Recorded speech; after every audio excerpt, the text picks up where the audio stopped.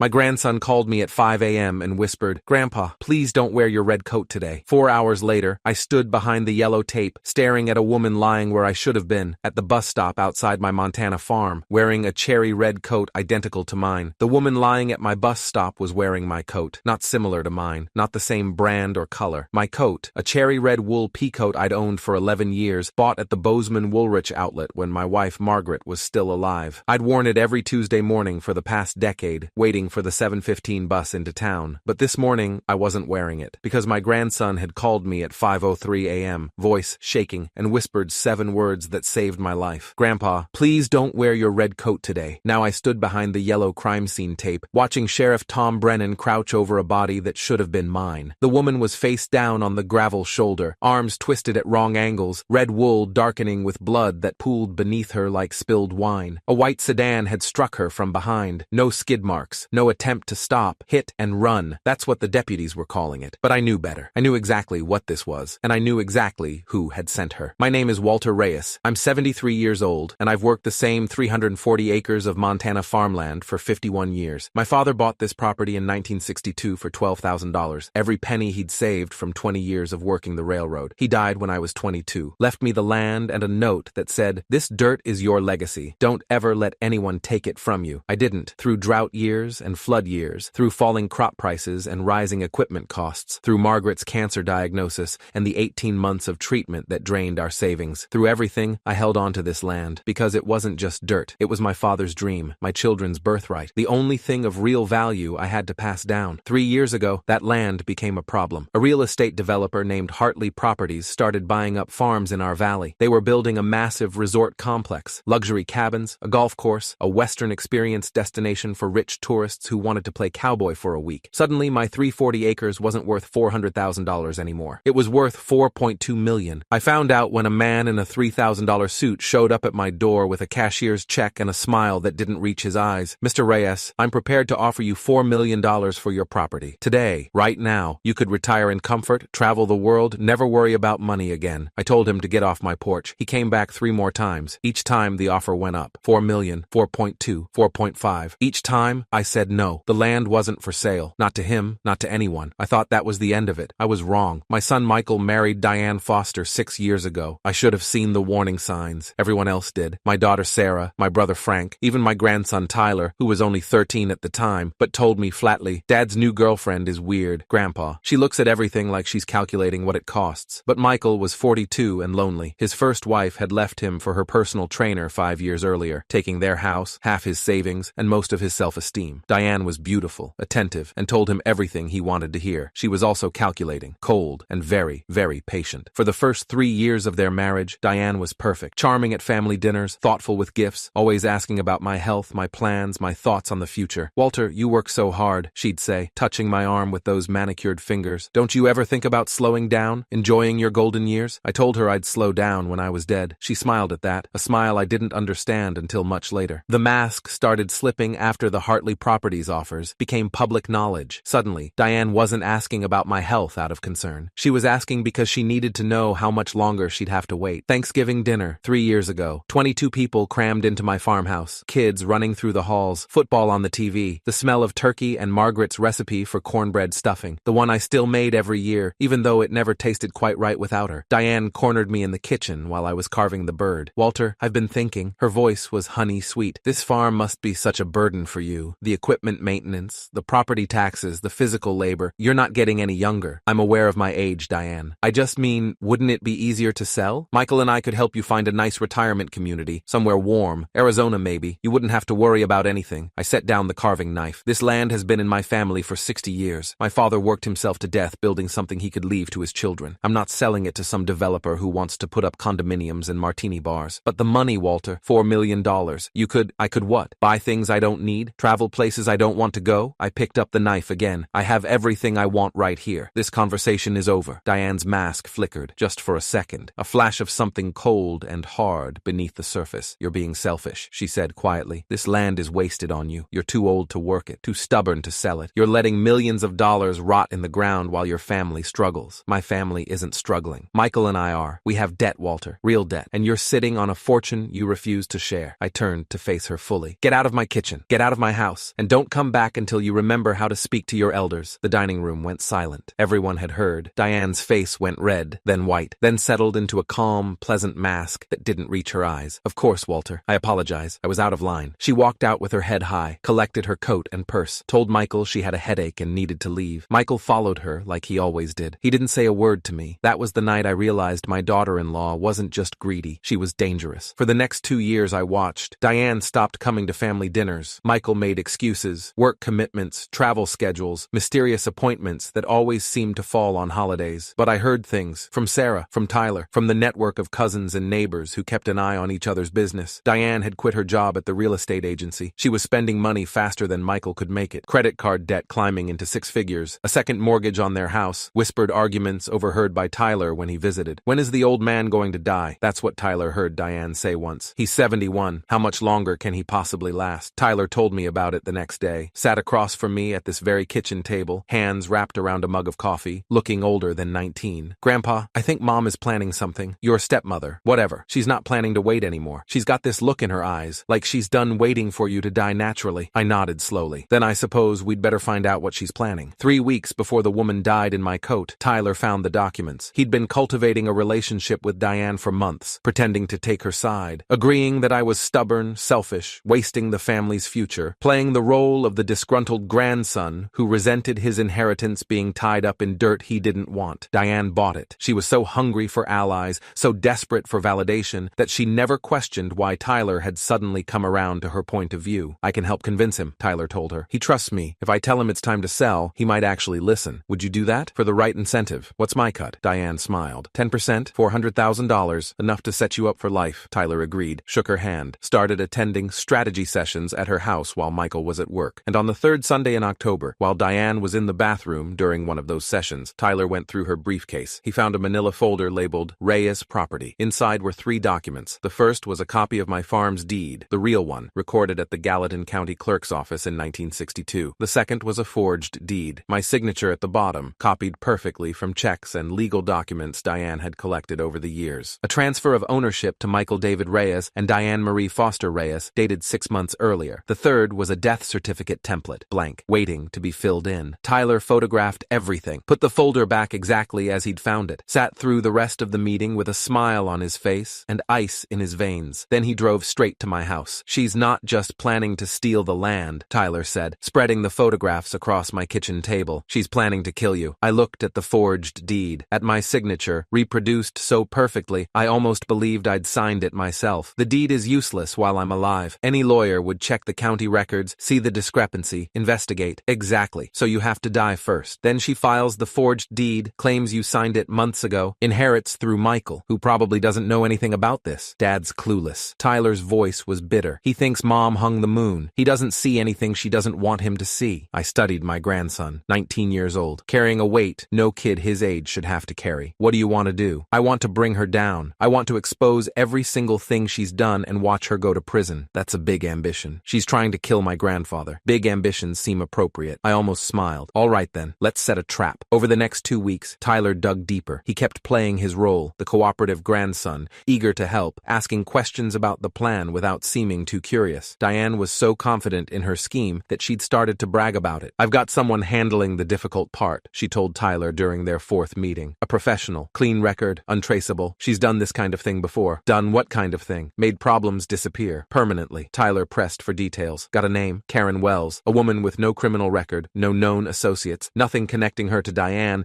except a series of cash payments and burner phone communications. The plan, as Tyler pieced it together, was elegant in its simplicity. Karen would stake out my Tuesday morning routine, the walk to the bus stop, the 7:15 pickup, the ride into town for my weekly grocery shopping and coffee with friends. She'd wear a red coat identical to mine, wait at the stop until I arrived. Then something would happen. An accident, a car running a red light, a distracted driver losing control, an elderly man in a red coat struck from behind, dead before he hit the ground. The forensics would be messy. The coat would confuse witnesses, and by the time anyone sorted out what happened, the forged deed would be filed and Diane would be in control of $4.2 million in property. But somewhere along the way, Karen got greedy. She wanted more money, threatened to expose the whole plan if Diane didn't pay her another $50,000. Diane's solution was characteristically ruthless. She hired her brother Craig to handle it. Same bus stop, same red coat, same method. Karen would die where I was supposed to die, wearing the coat she was supposed to use to frame my death. Poetic, in a sick way. The only problem was timing. Tyler found out about the change in plans the night before Karen was scheduled to act. He intercepted a text on Diane's phone. She'd left it unlocked on the kitchen counter while making coffee. Tomorrow, 7 a.m. The woman first, the old man next week. Signed, C. Craig. Tyler called me at 5:03 a.m. Grandpa, please don't wear your red coat today. I didn't ask questions, didn't argue, just said okay and went back to bed. 4 hours later, Karen Wells was dead, and Diane's perfect plan started falling apart. Sheriff Tom Brennan had been a friend of mine for 40 years. We'd served on the volunteer fire department together, coached Little League in the same season, sat beside each other at Margaret's funeral while he held my hand and didn't say a word because there were no words worth saying. When he showed up at my door that afternoon, I knew it wasn't a social call. Walter, he took off his hat. I need to talk to you about the woman at your bus stop. Come in. We sat at the kitchen table. Tom's face was gray, lined with the kind of stress that comes from seeing things most people never have to see. Her name was Karen Wells, 44 years old. No fixed address, no known employment, no family we can locate. She had 2 items on her that don't make sense. What items? Tom pulled out his phone, showed me photographs. The first was the forged deed. My name, my signature, a transfer of ownership that would have made Diane a millionaire. This was in her coat pocket. Your coat, Walter. The red one. I nodded slowly. I know. Tom's eyes sharpened. You know? I know about the deed. I know about Diane. I know about all of it. Then I think you'd better start talking. I told Tom everything. Tyler's investigation, the photographed documents, the overheard conversations, the text message about the woman first, the old man next week. When I finished, Tom sat back in his chair and let out a long breath. Jesus Christ, Walter. I know. Your own daughter-in-law. I know. And you just sat there, waited for her to make her move? What was I supposed to do, Tom? Go to the police with photographs of documents that might have been forged, with second-hand accounts of conversations my grandson overheard? Diane's a smart woman. She'd have talked her way out of it, played the victim, convinced everyone I was a paranoid old man trying to cut my son out of his inheritance. So you let her go through with it. Let Karen Wells die. I didn't let anyone die. My voice went hard. I didn't know Karen was going to be murdered. I thought she was the threat. I stayed home because Tyler warned me something was wrong. I didn't know Diane had decided to eliminate her hit woman. Tom was quiet for a long moment. There's more, he finally said. The burner phone in her pocket. We traced the texts. They came from a number registered to someone named D. Diane. That's my assumption. But there's also this. He showed me another photograph. Security camera footage from the Enterprise rental office on Main Street. A man standing at the counter, signing paperwork, paying cash. Craig Foster, Diane's brother. We matched the plate to the car that hit Karen Wells. Enterprise reported it returned this morning with front-end damage. The driver claimed he hit a deer. A deer wearing a red coat? Exactly. Tom put his phone away. I'm going to arrest Craig Foster within the hour. And when I do, I'm going to offer him a deal. Full cooperation in exchange for reduced charges. You think he'll take it? Tom smiled grimly. Craig Foster has 3 DUIs, a gambling addiction, and a sister who's been bailing him out for 20 years. When he realizes she set him up to take the fall for murder, he'll sing like a canary. Craig broke in 47 minutes. Detective Sandra Martinez, 14 years with the Major Crimes Unit, conducted the interrogation. I watched through the one-way glass with Tom and Tyler, who'd driven down the moment I called him. Craig's face was gray and sweating under the fluorescent lights. His hands shook when he reached for the water cup. He looked like a man watching his entire life collapse in real time. She said it would be clean, he mumbled. Said no one would ever know. I just had to rent a car, drive to a specific spot, hit the gas. She said Karen was a threat. Said Karen was going to expose everything. And Walter Reyes? Detective Martinez asked. What was the plan for him? Next week. Same method, same location. Diane said once Karen was dealt with, we'd wait a few days, then finish the job. Finish the job. You mean murder a 73-year-old man for his property? Craig's face crumpled. I didn't want to. But Diane, she has this way of making things seem reasonable. Like it's not really murder, it's just solving a problem. The old man was going to die anyway, she said. We were just speeding up the timeline. And in exchange, 20%. $800,000. Once the land sold, I'd get my cut. Martinez slid a piece of paper across the table. We need you to sign a statement. Full account of everything Diane told you, everything you did, everything you know about her plans. In exchange, the DA is prepared to offer second-degree murder instead of first. 15 to 25 years instead of life without parole. Craig stared at the paper. She's going to kill me. When she finds out I talked, she's going to find a way to kill me. She's going to be in custody within the hour. She won't be killing anyone. Craig picked up the pen. He signed. Tom called me at 4:15 p.m. We're moving on Diane now. Thought you might want to be there. I drove to Michael's house. The house I'd helped them buy 7 years ago, back when I still believed Diane might actually love my son. Tyler met me in the driveway. His face was pale but determined. You ready for this, Grandpa? I've been ready for 3 years. 2 sheriff's cruisers pulled up behind us. Tom stepped out of the lead car, followed by Detective Martinez and 2 uniformed deputies. Stay behind us until she's secured, Tom said. This woman has already already ordered 2 murders. I don't want to take any chances. We walked up the path together. Tom knocked on the front door. Michael opened it. My son looked confused, worried, like a man who'd just woken up from a long sleep and didn't recognize his surroundings. Sheriff Brennan, what's going on? Is your wife home, Michael? She's in the kitchen. Why? What's this about? Tom didn't answer, just stepped past him into the house. We followed. Diane was at the kitchen island, laptop open, a glass of white wine at her elbow. She was wearing a cream silk blouse and diamond earrings, the ones Michael had given her for their anniversary last year. She looked up when we entered. Her expression cycled through surprise, confusion, and calculation in about 2 seconds. Sheriff, this is unexpected. She smiled, that perfect, practiced smile that had fooled everyone for years. What can I do for you? Tom didn't smile back. Diane Foster Reyes, you're under arrest for conspiracy to commit murder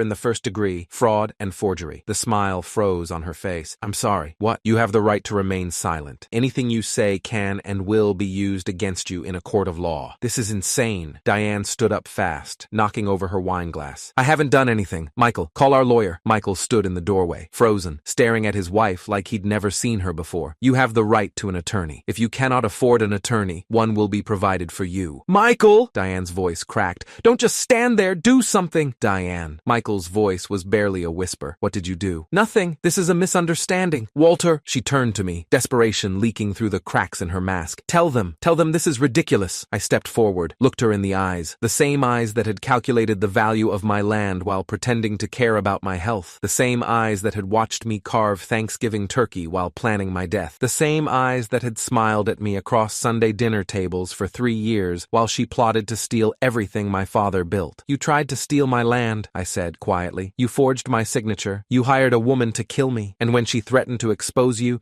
you had your brother run her down at the same bus stop where I was supposed to die. That's ridiculous. You have no proof. Tom held up his phone. We have your brother's full confession, recorded and signed. The color drained from Diane's face. Tom pressed play. Craig's voice filled the kitchen, thin and trembling through the phone's speakers. She said once Karen was dealt with, we'd wait a few days, then finish the job. The old man first. Then we'd file the forged deed, claim he signed it before he died, take control of the property. Diane's hands started to shake. Diane said it wasn't really murder. She said he was going to die anyway. We were just speeding up the timeline. Turn it off, Diane whispered. Turn it off. Tom kept playing, her own voice now pulled from text messages and voicemails Craig had saved. Make it look like an accident. The woman first, then the old man next week. I don't want any loose ends. The recording ended. Silence. Michael spoke. His voice cracked. Diane, you tried to murder my father? She turned to him. The mask was gone now. Nothing left but desperation and rage. I did this for us, Michael. For our future. That farm is worth millions, and your father was just going to let it rot in the ground. He's old. He was going to die anyway. I just wanted us to have what we deserved. What we deserved? Michael stepped back. You tried to kill my father. He's 73. He's lived his life. We have our whole futures ahead of us. The deputies moved forward, took her arms, pulled them behind her back. Handcuffs clicked. Diane screamed. This isn't fair. I was trying to help. Michael, tell them. Tell them I was just trying to help. Michael didn't move, didn't speak, just stood there with tears streaming down his face while his wife was dragged past him in handcuffs. She screamed the whole way to the cruiser. Threats, excuses, promises of lawyers and lawsuits and revenge. The door slammed. The screaming stopped, and my son collapsed against the wall and sobbed like a child. Tyler and I stood on the porch, watching them put Diane in the back of the cruiser. The sun was setting over the mountains, orange and gold bleeding across the sky. The same view my father had watched from this spot 60 years ago, when he'd signed the papers that made this land ours. Through the cruiser's window, Diane looked at me. Pure hatred, undiluted. The mask gone forever, nothing left but the monster underneath. I waved, the same wave she'd given me every Sunday dinner for 3 years while she plotted my death. The cruiser pulled away. Tyler let out a long breath. It's over. Not quite. I watched the taillights disappear down the road. There's still the trial, the testimony, the sentencing. But she's done. She can't hurt you anymore. No, she can't. We stood in silence for a while. The sky darkened. Stars began to appear. Grandpa, Tyler said finally, what are you going to do with the farm now? I thought about it. Thought about the developers and their offers. The money I didn't need. The retirement I didn't want. Thought about my father's note. This dirt is your legacy. Don't ever let anyone take it from you. I'm going to keep working it, I said. Same as I always have. And when I die, when I actually die, on my own terms, in my own time, I'm going to leave it to you. Tyler looked at me. Me? You saved my life. You spent months pretending to be something you weren't, playing a role that must have made you sick, just to protect an old man and his dirt. I put my hand on his shoulder. This land was always meant to go to someone who understood what it was worth, not in dollars, in history, in sacrifice, in family. Tyler's eyes were bright with tears he was too proud to shed. I'll take care of it, Grandpa. I promise. I know you will.